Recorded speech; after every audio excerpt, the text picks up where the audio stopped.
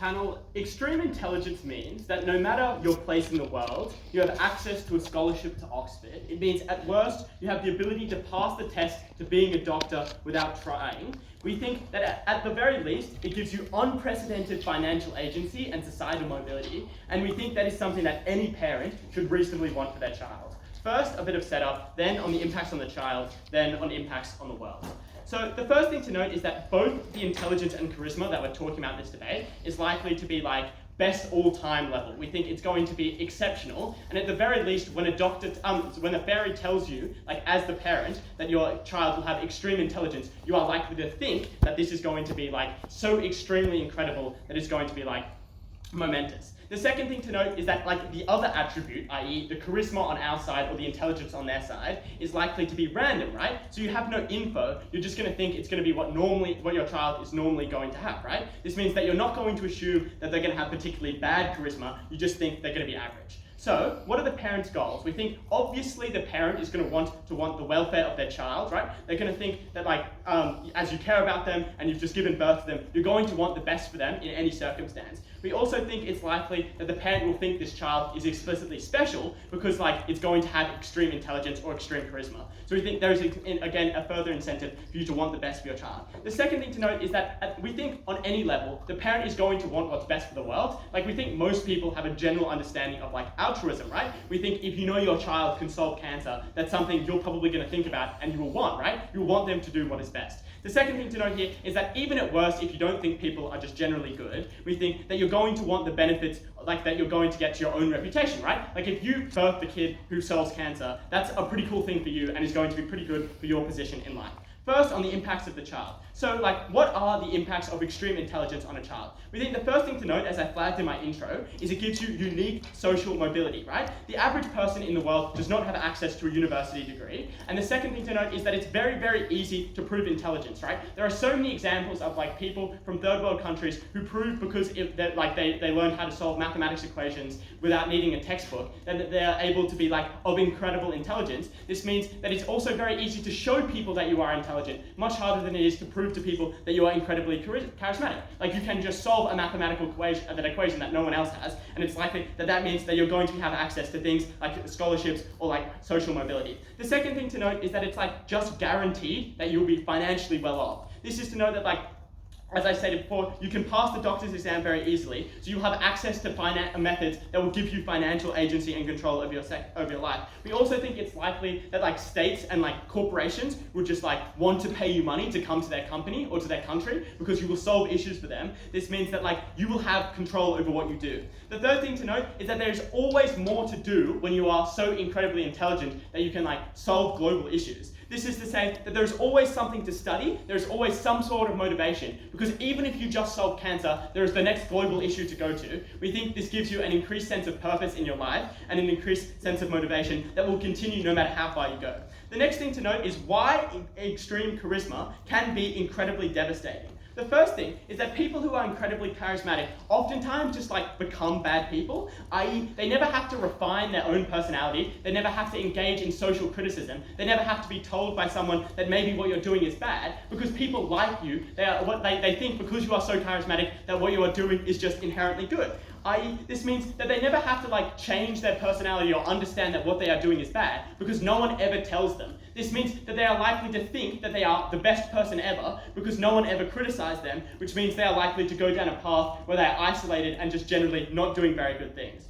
The next thing to say here is that it's also incredibly likely that you will become very doubtful and insecure about whether or not people actually like you because of your extreme charisma, right? This is to say that first of all, it's extremely likely that like over the course of your childhood, it's going to come out that your parent talked to a fairy and like gave you incredible charisma, right? So it's likely that you will first of all find out that you have been gifted this gift that just makes you more charismatic than everyone else and more likable. But the second thing is they can probably just also like figure it out, right? Like if everyone always likes them because they are so godly charismatic, this means that they are never going to know whether or not people actually like them because they are a cool, intelligent, funny, like nice person, or whether or not they are just liked because of the like random gift that a fairy gave them, which isn't really tied to their own sense of self-worth or or like being, right? The third thing is to say is that charisma cannot take you very far in life. Like, the average person in this world does not have access to the people you need to talk to like convince you to give you money or to convince you to give you resources, right? Like, for the average person who is born in a third world country, like statistically, this could be you, right? We think that it is likely that you will not have access to talk to people or prove to everyone in the world that you are charismatic. No, it's incredibly hard to like record a video of yourself being incredibly charismatic, so someone across the world is like, damn, that guy's charismatic, let me give him all this money. No, you have to have like one-on-one conversations with people. Even if everybody likes you, that doesn't mean that you're inherently going to make a lot of money. But even if, like, notably, you get to local positions, it's still very hard to like get to the wealthy elite and to have access to the type of resources that you need to really make a difference to not only your own life, but to the life of the people around you, i.e. the person who talked to the fairy. And even if you get very far because people like you so much that you're taken to positions in life which are so crazy and so financially beneficial, it is likely that at the end of the day, you will not actually have the attributes to complete the position and role that is necessary of you. I.e., like, at the end of the day, people may view you as a fraud because even though you convince people to hire you at their company because you are so charismatic, it does not mean you have the inherent intelligence or skills to do this role. Like, even if we think that at the end of the day, you are not that cool of a person, so you won't go very far. And third and fifthly, there is no real fulfillment that you get, which is comparative to if you have super high intelligence, because you are not really doing much, you are just like being charismatic and making money. We think the comparative of being so fulfilled because you are solving mathematical equations that no one has ever done, or solving cancer, is something that is so much more impactful to you than it is on the comparative. The next thing to note is like the altruistic point, which is we can solve cancer. That is something that they cannot do on their side of the house. I think this is like debate winning in itself, because even if we only solve one like 100-year-old mathematics equation, that is something that side negative cannot do. So let's talk about how so what does this mean, right? The first thing to note here is that it's very likely that you are going to be pushed to do good things when you are incredibly intelligent, i.e. you are pushed down the path of academia because that is the easiest way to get access to the best things in your life. The second thing to note is that problems that can be solved by one person are like by nature things like medical problems, math problems, because you already have access to all the resources and data. However, bad things like that are likely to do heaps of damage are harder to get access to, i.e. if you want to build nukes, you need access to uranium. You cannot just do this because you are intelligent, i.e. the things that can do massive amounts of damage are not accessible to you, but the things that are good can. If you want to make lots of money, you will do the things that are good because that is best for you and everyone else. The second thing to note here is it's far easier to do bad things with heaps of charisma. Like, i.e. if you buy all our makes before and charisma makes you a bad person, you're likely to do bad things. But also, like, charisma changes your view of all other people because you view them as resources and you think you can control them, right? But the next thing here to note is that, like, it's also very easy to get control over doing bad things, because doing good is also like very hard and it takes a lot of effort, but you can convince someone to like do bad things much easier in a one-to-one way. We think at the end of this debate, not only do we propose a world where we can solve cancer, which is in itself debate winning, but we also think it's far easier to get access to the resources of which really matter to you and to make financial difference for you and your family. Thank you for this reason.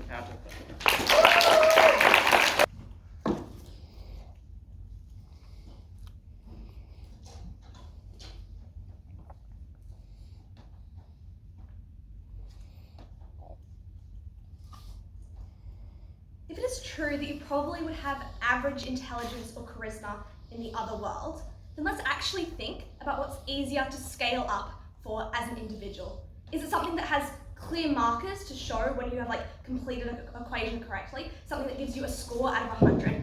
Or is it something that is innate, that you either attract people or that you don't, that you make people like you or just like people find you like kind of frustrating at times? Surely it was far easier in that world to be able to scale up intelligence, at least like to a certain extent, far more than you were ever able to do with charisma.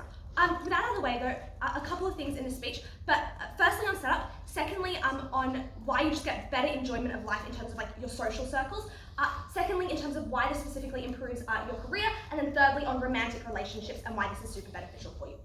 Firstly in terms of setup, I think it's just implausible that a parent cares like more about like the outside world as opposed to their specific child that they themselves are creating. I think if you like gave like a massive like if you cared a lot about the world, you probably wouldn't even have a child, like because it's probably bad for like population growth and like like terrible for the environment. So I think at that point the fact that you're choosing to have a child suggests that you probably care a lot about this child. But I also think parents obviously care a lot about what their children do. That's why most parents would like always choose to save their child over someone else, because that bond for them is so much stronger than any other sort of bond. And so therefore I think it's far more likely that you care far more about the fulfillment that your child is able to get from life than anything else. But I'm going to prove how charismatic people can still do incredible things for the world regardless. But then the second thing I'm just going to quickly note and set up is this idea of what specifically charisma is, because they come out with this thing that's oh, it's hard to know if someone's charismatic. I think this is also just totally, as opposed to someone solving a maths equation that's smart. I think that's totally just untrue in terms of what charisma is, because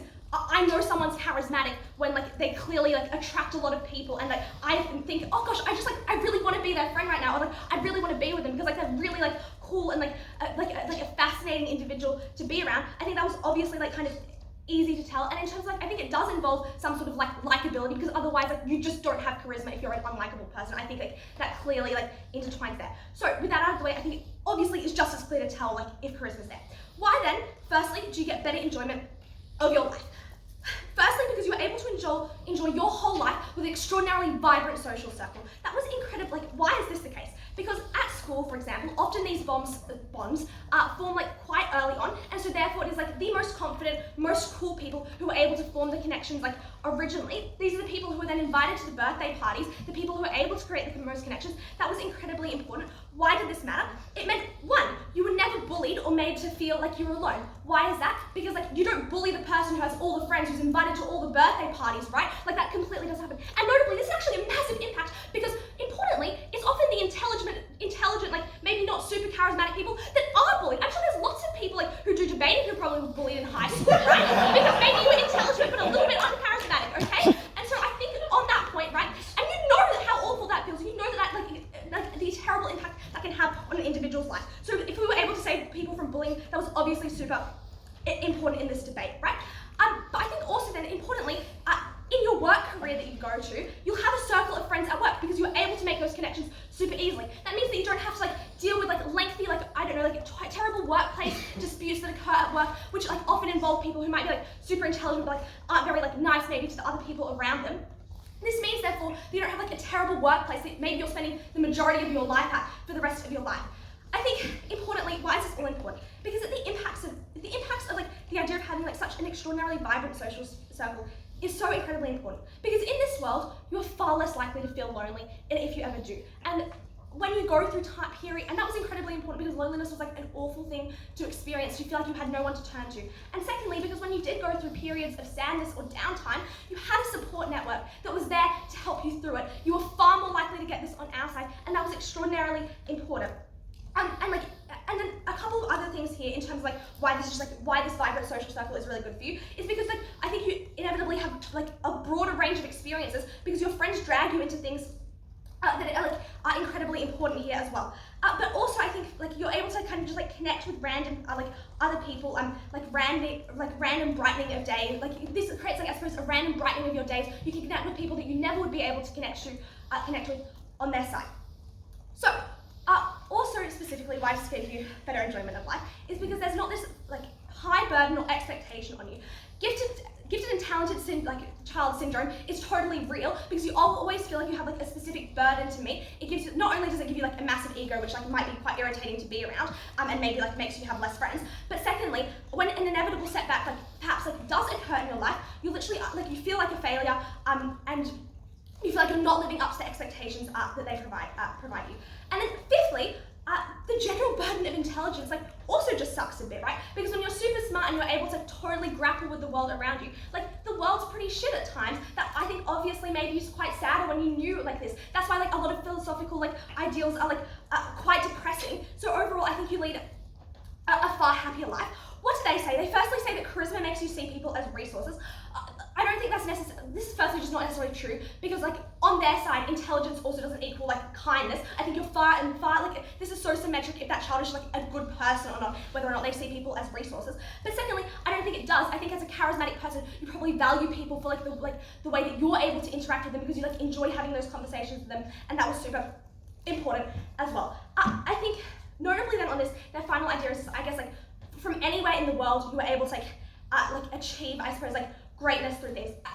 I would firstly note that often it's charisma that unlocks these benefits. Notably, things like Oxford also have an interview process as part of it. There's a lot of incredibly smart people in the world, but if you're not able to communicate those ideas or show why you should be the best person, which comes with confidence and charisma, then I don't think you're able to unlock those benefits regardless. And obviously they were companies, and you're going to have to work regardless in any part of the world, so obviously all our benefits exist regardless. Secondly then, on why this is really good for your career. Firstly, because you develop a strong work ethic. On their world, you can just coast by doing the bare minimum.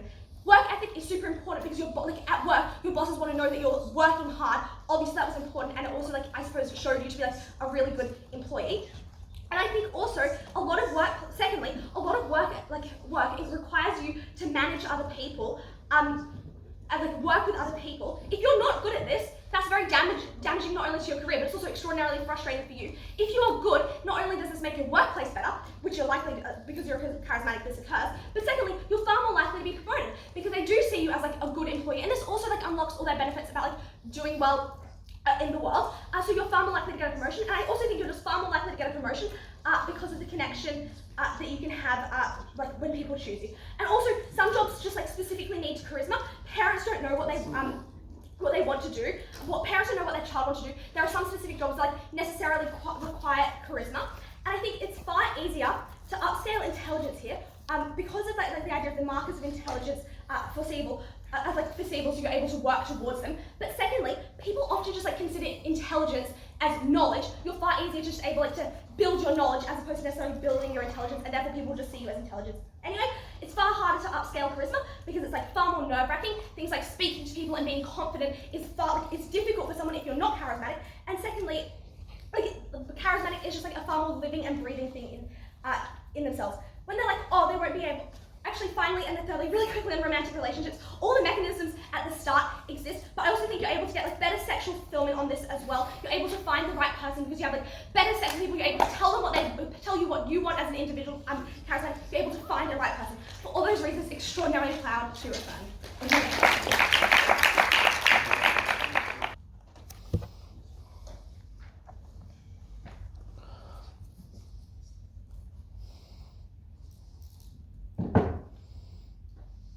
Chair, it is absolutely unbelievable how low impact everything you get in that speech is.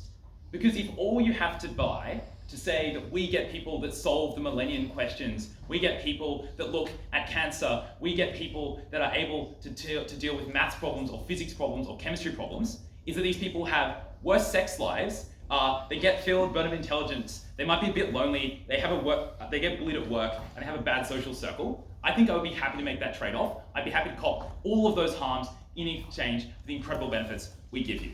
A couple things I want to do in this speech. Firstly, a little bit of miscellaneous rebuttal. Secondly, the impact on the child, talking about both charisma and intelligence. I'm going to introduce some new substantive here, which is going to explain why it is far easier for intelligence to help charisma than it is for charisma to help intelligence. Final thing I want to do is talk about the impact on the world and why it's so devastating you get literally 0 responses on that. First thing, miscellaneous rebuttal. 2 pieces of rebuttal here. Firstly, their suggestion that the average parent does not care in the slightest about the outside world and would prioritize their child over the outside world to a total extent. This is obviously stupid. The average parent probably has some knowledge of people suffering in the world. If they have not actually experienced that suffering themselves, experienced that suffering personally, they are at least aware of the fact that people suffer, at least aware of the fact that there are incredibly hard math problems that need to be solved, at least aware of the fact that you need to work out how to get rockets into space, at least aware of the fact that there are medical things we need to examine. All of those things are things that the average parent is aware about. It is unclear to me why they care about their child more than all of those things. Second thing they do is they attempt to mechanize this is to say, if you cared about the world, you wouldn't have a child. Obviously, there are many countervailing reasons why you might want to have a child. Those do not mean that you do not care about the world as well. We simply suggest that's something you care about. To the extent that our impacts on the world are huge, even if you only care about the world a tiny bit, you obviously get those impacts massively. The second response they give you, and the second thing I'm going to deal with in miscellaneous rebuttal, is their push that it is easy to tell if you are charismatic or not. I think this misses Ollie's more important push, which is that you can only tell someone is charismatic when you meet them in real life, or at least you are very close to them. They say, yeah, you can tell that they have lots of friends around them, but plenty of charismatic people will have lots of friends around them. The way to determine that someone is exceptionally charismatic is quite difficult. You must have a one-to-one conversation where you're just totally overawed by them, totally wowed. our suggestion is it's very hard to have that one-to-one conversation with people that matter for the vast majority of people. It's unclear to me how you get to Bill Gates, unclear to me how you get to the most important people in the world by having these conversations. It seems like the chains of separation to there are far too long. Okay, on to the first issue, which is the impact on the child. First thing, I want to split this up into both the impact of charisma and the impact of intelligence, and then my substandard. First thing on the impact of charisma, I want to note the unresponsiveness. What don't you get responses to? First, the fact that they never have to refine their personality because they never suffer social criticism, they become terrible people. Second, the fact that they're always doubtful and insecure because they never know why people like them. Third, the charisma cannot get you that far for a great many people for the reasons I just explained. Fourth, even if you get the max benefits, you're likely not to get as far as you would get under our side when you can access those things. What responses do they give you? First, they say you get an extremely vibrant social circle. This might sound like a flippant response, but what if you're an introvert? What if you don't want that giant social circle? It is unclear to me why a parent knows that a child would want so many people around them who are constantly giving them overwhelming attention. But more substantive responses, firstly, you have to meet these people. Like, it's not automatically true that you're going to have all the most amazing people around you that you can then attract to your circle. Perhaps you have a group of loyal devotees that you met at primary school. It's unclear why these people are going to be great at providing you support or really nice. But the third thing is, I just think that's unresponsive to all the reasons we give you, which is why charisma is likely to mean that you are viewing these people as tokens, viewing these people as people you just draw into your orbit. You're unlikely to rely on them or trust what they tell you when they're simply pawns in a greater game that you are playing. Second thing they say is you get better work. I just like to flip this. I don't think you're getting bullied at work if you're the most intelligent person of all time. Like, I wouldn't want the most intelligent person of all time to quit my job, so I probably wouldn't bully them if I was their manager. Third thing is they say that you're going to be a good person either way. This is their attempt at responding to the material about the fact that your personality is never refined. I would just like to suggest you're not an innately good or bad person. That is a facet of your experiences. Is it a facet of when you say racist or narcissist things, people call you out on it? When that goes away, when no one calls you out on your beliefs, when no one tells you you're wrong about anything, then obviously become a terrible person. The next thing they say is you get a stronger work ethic. I would note two things. Firstly, this is unresponsive to the material Ollie gives you, which says that there is always further to go when you are someone that is intelligent, because there are always more problems to solve, harder things to understand, other fields to experience, whereas under your side, you cannot go that far. I think you get the work ethic from knowing that you have that. But secondly, they then literally go on to talk about how lots of work involves managing people. If you can manage people easily, you probably don't have a lot of work ethic if that matters to work that much. Final thing they say is about romantic relationships. Two things, I just literally don't care. I'm happy to weigh this out of the debate. Like, your enjoyment of that as a child is probably not as important as the genuine benefits you get. Secondly, the average person probably has decent romantic relationships. It's unclear why our child is going to have such terrible ones, they're bad. But thirdly is what I'm about to explain now, which is why intelligence is able to backfill for charisma in a meaningful way. Why is intelligence able to backfill for charisma? And by that I mean, being incredibly intelligent replaces the fact that you're not incredibly charismatic. 3 reasons. Firstly, you're able to say really interesting things. When you're able to provide unique thoughts to a conversation because you understand lots of things, you have lots of thoughts, you've understood a lot, you've read a lot, you are a more interesting person. Second, you have more time to develop hobbies, because if you are in primary school and you have no work to do because you solve it all really quickly, then you probably have more time to experience other things. Thirdly, you always have some degree of parity in your relationships because you at least to some extent have things that they can do that you can't. You might not be very sporty, you might not be very interested in one thing and therefore not know a lot about it, which means you always have parity. Whereas in your interpersonal relationships under their side, you always have an imparity because someone is always far more controlling, you're the center of the circle. That means you get at least quite a good charisma from being incredibly intelligent. That means if you buy their stuff about charisma a lot, it doesn't really matter because we get a lot of it anyway. Next push they give is on responses to intelligence. Again, I'd like to put out on responsiveness. We suggest a lot of things, like the fact that you have guaranteed financial success. You're never going to struggle for money in a way that you might under that side. It was unclear why they never responded to that effectively. And secondly, there's always more to do, as I've already discussed. What do they say about the impact of being incredibly intelligent on a child? 3 things. Firstly, you are suffering from the burden of being gifted and talented, and then you fall out. I would note the gifted and talented analogy is not quite the same, because the gifted and talented analogy is one where your intelligence is particularly presenting early on and then decreases later, or is less relevant later. I would note that this is different to this situation because the fairies promises that you are incredibly, unbelievably intelligent. That intelligence will last for a long time. But secondly, and more importantly, I think, it's just that this doesn't seem to be true. Because if you're at the point when you can keep solving problems, you can keep finding yourself tackling problems and achieving them, it's unclear why you feel burnt out, why you feel like you're suffering. Second thing they say is, it's very hard to access high-ranking things without charisma.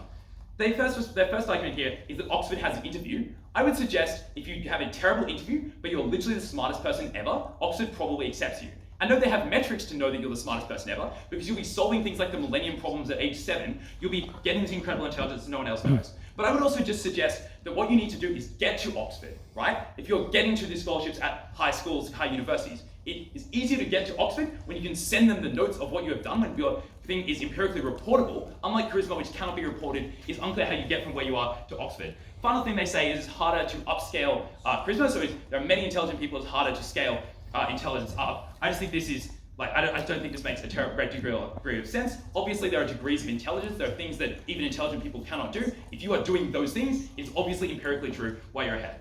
Okay, final thing is the impact on the world. And what I want to note here is unresponsiveness. Because at no point do you get a discussion of all the reasons we give you why it is likely you likely should believe you get a better world under our side. That's for two separate structural issues. First, it's far easier to do really good things than really bad things with intelligence. That's because you're pushed into academia, you have maths, physics, medical problems, all these things you're able to access, and they require no data or resources. Whereas doing really bad things requires lots of resources. Whereas when you're a charismatic person, you don't have access to the ability to do good things, therefore, so proud to oppose.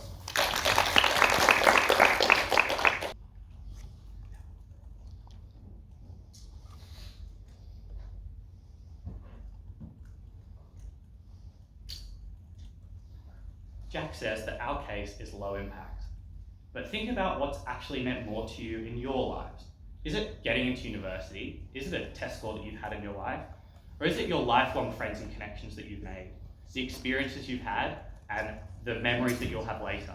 A relationship with a person who you'll wake up hopefully next to every day for the rest of your life and potentially who will raise your children together. Even if you don't buy any of that, let's talk about the high impact stuff.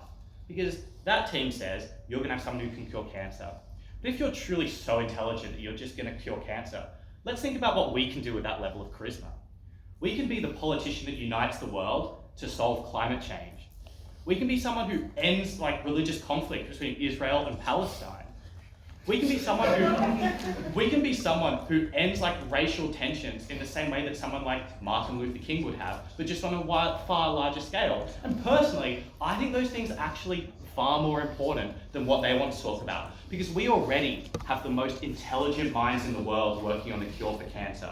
We do not have people who have the political charisma to change the world in the ways that we want to. What am I going to do in this speech? 3 things. Firstly, let's talk about enjoyment of life. Secondly, let's talk about your career. And thirdly, let's talk about relationships. Firstly, on the enjoyment of life. We give you a number of reasons why charisma is better. Firstly, because you have a vibrant circle of friends and acquaintances. It's just generally easy to connect with people. You're not bullied at school and you're never left out. You make friends easier at work. Jack has a few responses to this. The first is to say, fair enough, that people can't tell that you have charisma. But people don't actually have to think of you as a charismatic person for you to make friends with them. It's not like when someone makes friends with you, you're friends with them because you think this is an objectively charismatic person. It's because they've actually come up to say hi to you and you've enjoyed and felt touched by the impact they had on you. The second thing he says is maybe you could be an introvert.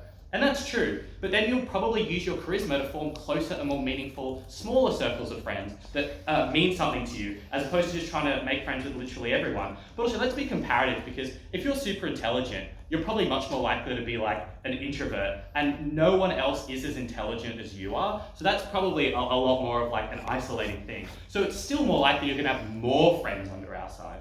We also tell you you're just going to be dragged into more life experiences by your friends, like co-curriculars and travels. We also tell you that you don't suffer from gifted child syndrome, which is that there are always high expectations on you. Jack said that you'll always succeed because of your intelligence, but you are going to fail at some things.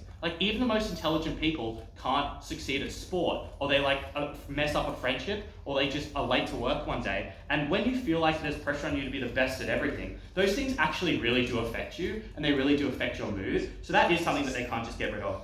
And then importantly, we say that you don't suffer from just the general burden of intelligence, which is you're less able to sort of send yourself mad with philosophical concepts like nihilism. Most philosophers are quite sad and mopey people. You're not like that. They give us a number of things in this issue. They say, firstly, charisma corrupts you because you don't get told that you're a bad person. Firstly, I think it's unclear why a parent would care about this or why it actually affects your enjoyment of life. More so affects other people's enjoyment. I recognise that's not that charitable, so let's deal with more charitable stuff. I think part of charisma is being nice and respectful, and other markers of being a good person. Secondly, it's not like you're God and you're uncriticisable. We all have really charismatic friends who we can still recognise have flaws and have probably talked to them about just by being rational, mature people. people will still criticize you before they're your friend. And if they are your friend, you can still have conversations about it. Just the fact that you're a charismatic person means you're more likely to be approachable and seen that you're like going to take those conversations in good faith. Whereas a super intelligent person, like Rick Sanchez, gives off the vibe that they're just not going to be approachable or criticizable. Secondly, they say that you'll never know if you're really liked, but I think everyone has this insecurity, and I don't think that having a lot of friends or being outgoing or being nice makes you question that anymore. The third thing that they say is that intelligence breeds charisma. But let's think about this, because I think there's a big separation now between you and everyone else in the world. They will never ever be like you. If you're super charismatic, you can make friends with someone who isn't as outgoing as you. But if you're super intelligent, it is really hard for you to make friends with someone who is so much less intelligent than you, because they just probably won't have the same interests. Whereas a charismatic person can find common ground. They probably won't think in the same way as you, and they probably won't have the same goals as you, so you're probably going to distance apart. I don't think it's true that intelligence breeds charisma, but equally, if you want to play it like that, charisma breeds intelligence, because you'll meet more people and they'll teach you more things, but also intelligence, as Millie says, is just a bit easier to develop than charisma is, because you can just work hard, because what people often think of as intelligence is just knowledge, and you can just develop knowledge and learn things equally as a charismatic person. And also that, you might come to the same conclusions as the super intelligent person, just slower. And in like a work, everyday context, that's absolutely fine. So I think it is far better for your enjoyment of life. And this is actually pretty high impact, because it means you're never ever lonely. When you're lonely or feeling down, you have a stronger support network. I mean, if you think about it, having a strong support network and friends around you is one of the most helpful things in terms of fighting mental illness, one of the most important preventative factors. And that's really important when judging someone's life. It also means that when you look back at the end of your life and you're sitting around with all your old friends and their children, you'll just feel like it's been more fulfilling and meaningful. Let's talk about your career. So we say charisma is better for your career because you learn to work hard. So Jack says your ability to do things just gives you motivation to work hard. But I think that's a little bit unfair to how Millie really intelligently explains this, which is that you never have to work hard at any point in your life if you're just so intelligent. And at some point, there are going to be things that you can't solve with intelligence, but have to solve with hard work. Like any kind of menial labor, like any kind of job, like just putting effort into like your friends and social relationships. You just do have to put time into anything and learn things. So you're not going to learn that. We tell you that you have connections, teamwork, public speaking ability. You're way more likely to be picked out to be promoted because the boss likes you and wants to play golf with you on the weekend.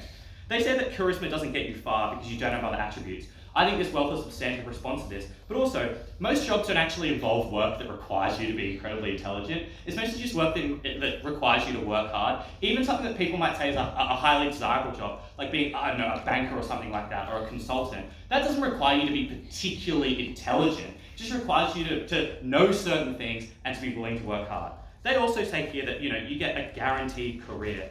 But I don't think this is true, because everyone doesn't necessarily want you. It's not like you're a celebrity or people know about you. There are already exceptionally intelligent people in the world, and you don't see like Rio Tinto flying out people to all these developing countries trying to find the most intelligent people. But also, I think there are logical reasons for that, in that it's probably too expensive for these countries to just, or companies rather, just scour the world for the most intelligent people. Secondly, this is obviously highly dependent on where you're born. For example, if you're born into like the 2/3 of the world that are in the developing world or under an authoritarian regime, it's really hard to demonstrate that you're intelligent. It's really hard. You're probably not born into a family that knows how to show you how to use that intelligence in a constructive way. You're probably not going to have any media attention or anything like that. It's just rubbish.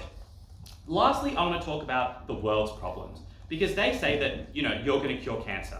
Firstly, it's unclear what you could add given the most intelligent people right now can't cure cancer. Secondly, it relies on a lot of things going your way, which is you're born in a Western country, or you're born in a developing country and a Western country somehow headhunts you. Do you actually have an interest in science and curing cancer in the first place? These things are quite unlikely.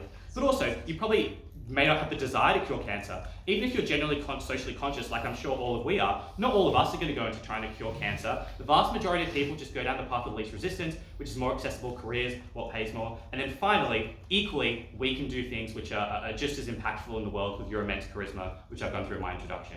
At the end of the day, your enjoyment of life is actually incredibly important. But even if you want to fight on the bounds of what you can do for the world, I think charisma can do just as much, and it doesn't necessarily rely on you wanting to do something incredible for the world. You just have a better life. That's why we're proud to be gay.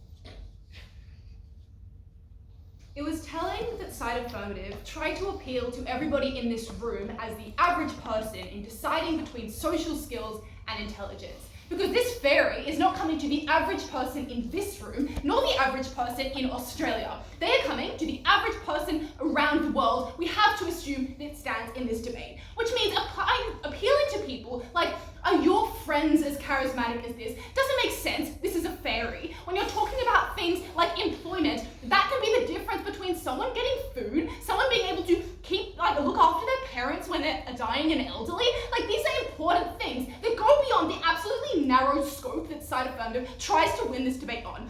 If we believe what they say, and this debate is a trade-off between employment and these kind of opportunities and a social life, the vast majority of parents around the globe who are struggling at the current moment, they will always choose employment. Side negative wins this debate.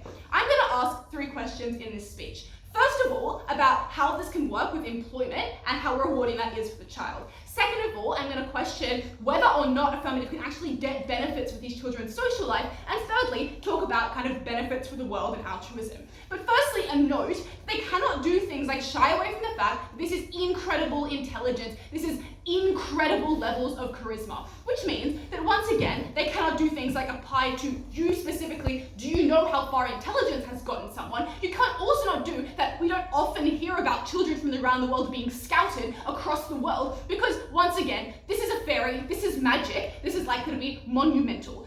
That was important, noting that incredibleness can therefore mean a lot in this debate, and they keep shying away from that.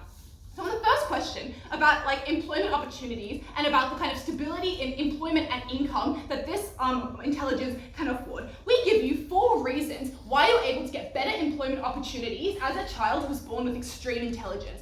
First of all, because charisma is necessarily related to interpersonal things like politics, which means that it's very difficult to continue to grow. For example, because you need to have one-on-one connections with people, as we stressed at first. Second of all, we also say that horizontal shifts across many different industries are impossible if you find a kind of barrier in your way. That is to say that the only examples they talk about success in employment are politics or minor nuanced example in other fields. We would say that you can do things like go into diplomacy and study it from an IR perspective. You can also do things like go into science. That gives you a lot more freedom, especially when they talk about the fact that maybe you don't want to go into science and cure cancer, maybe you don't want to go into politics, all their benefits rest on that. Third of all, we would say that charisma is more blurry, it's unclear, you can't put that into numbers. And fourth of all, that there's also the potential for allegation of fraud. If suddenly a CEO of this massive company, everyone looks in the media and they're like, this guy has no qualifications, that means that because you need that interpersonal connection, it's likely that you can be, after the fact, be removed from this position. What do they tell you here?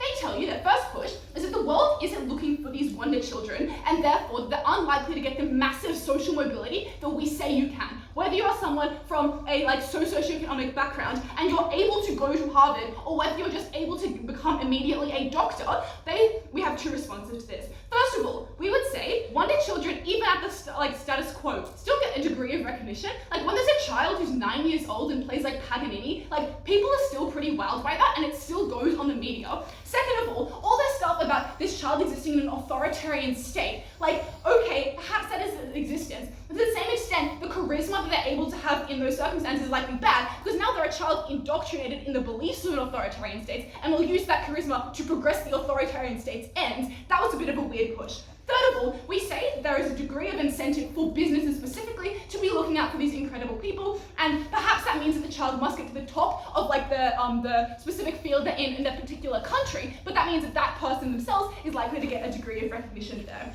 What then do they see as their benefits to employment for this child? First of all, primarily it's this idea of work ethic, because they say that a gifted child has no incentive to work. 3 responses. First of all, both of these children are highly gifted. Both of them would have a degree of different perception of the world as anyone else, so that just as a claim doesn't make much sense. Second of all, they frame charisma as a social aspect. So for example, why would you work for a promotion? You could just snake charm your boss into believing a certain thing. You can literally mind control when you have total riz. That's pretty important in this debate. And third of all, you still have the ability to find things to work with when it comes to like knowledge, because there is no end to the barriers of knowledge. There is an end to how far like you can nominally get in politics before you start crossing sides and making everything broken. At the end of that, what do you know? The only benefit, if they have any, in terms of employment opportunities, is that maybe you can work a little bit harder within a specific field and then find that particularly rewarding. We tell you that the massive strides that most parents would want for their children are likely to be in things that require a large amount of intelligence over charisma. I've already weighed the importance of that. That might be the difference between whether your child can look after you in the future. That might be the difference about whether you think your child will have a roof on their head. That feels pretty important to a parent. Now moving on to the ideas that they push about how like that they're going to try and win this debate basically on the grounds of like social like benefits to these children. We say that okay, we tell you firstly that these children are never shaped right. Secondly, they might be insecure. They say everybody feels this. Well, if you literally can speak to anyone and make anybody like you, like no, that is a specific different experience of life. Third of all, they would view people as resources. Once again, they say this is symmetric. No explanation of why. They then also say, but you still enjoy relationships with others. But if you literally believe that you can walk to someone and change them out about anything, you probably don't see people as having particular amounts of integrity. That didn't likely stand. What is the response we hear here? They tell you that charisma means that you're going to be a good person, you're not going to be criticized. I don't know where that comes from. First of all, empirically, most of the people who are known to be incredibly charismatic are like cult leaders or like wrist lords on Instagram. These people aren't good. So like, I don't know where that came from. Second of all, note that like, once again, them saying like, my friends are good, like, once again, it is obviously fell out of scope, I've already responded to that. And third of all, that like, you can always make someone feel like they're wrong if you have incredible amounts of charisma. And that means even if someone intends to criticize you, they probably won't keep going with it because like, they stare into your eyes and you like, are able to like, alter their brain chemistry. Not that extent, obviously, but you are someone with insane amounts of charisma, especially as a parent, when you see a fairy, you're likely to believe that. The second push that we hear here is you have a better sex life. We actually like to flip this because we would say because we've proven that you're unlikely to have good interpersonal relationships because once again you see people as resources, knowing that a lot of the people who like pick up women easily attest to their own riz means that like you're unlikely to have a proper deep relationship with people because once again you can't really have back and forth any kind of banter because they believe things that you tell them, which means that you're not going to have great sex because you're not listening to them and it doesn't feel like a true relationship. We'd also say even to the extent to which like like, they win this, I don't know if a parent really cares that much about whether their kid's gonna have a good sex life when they're like pregnant with them. That doesn't feel like the most important point. Lastly, on the idea of like the social implication of this, about whether they're going to like do good or do evil more broadly, we say that this is important and it's connected to all other parts of this debate because you do care if your child goes on to become a cult leader, if your child goes on to do something bad, that's connected to you, that's connected to your child. We tell you reasons why you're far more likely to do evil that are unresponded to. That was incredibly important. The only response we hear is that you can fix politics. I'm like, okay, well, in order to make these decisions, like fixing Israel-Palestine, first of all, what does that look like? You have to be intelligent to be able to find that solution. Otherwise, you just might come from Israel, be able to like mind control people into believing your take, and then just like end up with bad solutions. Just being able to convince people of things doesn't mean necessarily that's going to be good. At the end of this debate, we're the only side that knows that the fairy that comes to us and tells our child they'll be intelligent will guarantee that child's success. We're able to guarantee the child the ability to access things like food over their head and therefore basic happiness. Incredibly proud to negate.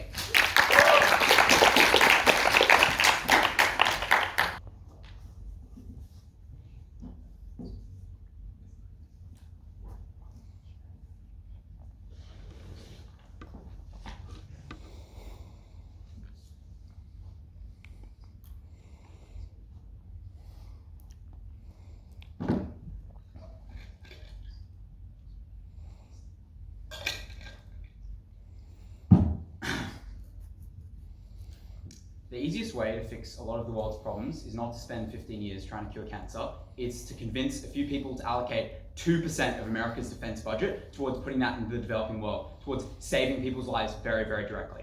I'm glad that Bako is finally, from the start of that team, charitable as to how this works. Because Story presents this as if their side is a kid that's 7 and solving millennium problems, but our side is someone who's just like mildly convincing, when necessarily the things have to be at least some point equal. Firstly, I'm going to deal with their big benefits, i.e. curing cancer, and then I'm going to deal with ours, proving why theirs don't come true and ours do and are more impactful.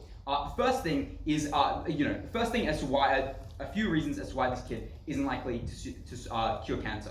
The first response is this person must just be like terrible to work with because essentially they have been so smart their entire life. They are used to believing that everyone around them is necessarily dumber than them. They've been raised with their parents telling them, you are smarter than us at every level. And that notably doesn't just affect how you interact with people, it affects how you believe that societal norms occur, right? The way in which you respond to your coworkers.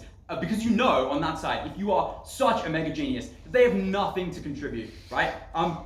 And that means it essentially slows down the process by which this occurs, because necessarily these are things that cannot happen by yourself.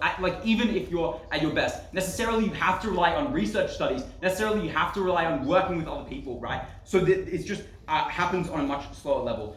Second thing is. I would say the vast majority of their problems suffer from a few structural issues. One, this person, because of their ego, is likely to choose the hardest problems, i.e. the millennium problems that are regarded as most difficult, because they want to prove that they're so smart. And notably, this is especially true when you consider their rhetoric about they know about the fairy, that their parents tell them about it. They tell them that you're predestined to be the smartest person, that or be incredibly intelligent, which means you choose the most difficult problems. Necessarily, this is damaging for a few reasons. One, it means that they take longer, and two, it means that they're not. Means that they're not decided upon maximizing societal good. And three, and this was devastating, a lot of these problems don't necessarily have solutions, i.e. dealing with the millennial problems. The way in which the scientific community has regarded them is not, wow, wouldn't it be so cool if we solve this? It is, can this actually be done? And we don't know, which means, saying that this can't be done is in fact a valid scientific, discussion. The next thing to deal with is the big benefits that we get on this, in this side. And the reason that this material is exceptionally devastating is because, one, it is structural, i.e. Necessarily, all of the things about their medicine are beholden to the way that governments interact with them, i.e. maybe you produce a drug that is super good, but that is necessarily reliant upon breaking up big pharma monopolies or getting the price affordable and giving it to people. See debate one.